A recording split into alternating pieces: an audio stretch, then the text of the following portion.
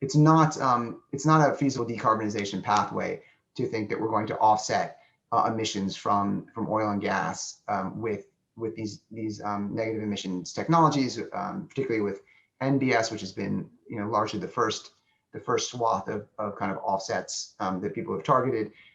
Both the decarbonization of our power and our transport systems have to happen very rapidly, and offsets are largely an additional aspect to our trajectory towards net zero.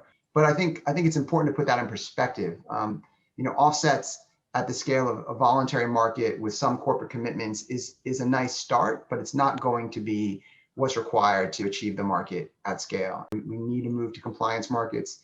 We need governments to set the rules clearly, and those rules can include all that's required to ensure permanence, to reduce leakage. They just need to be clear, and they need to ensure that there's a revenue model. And once that's set up, people will manage these risks.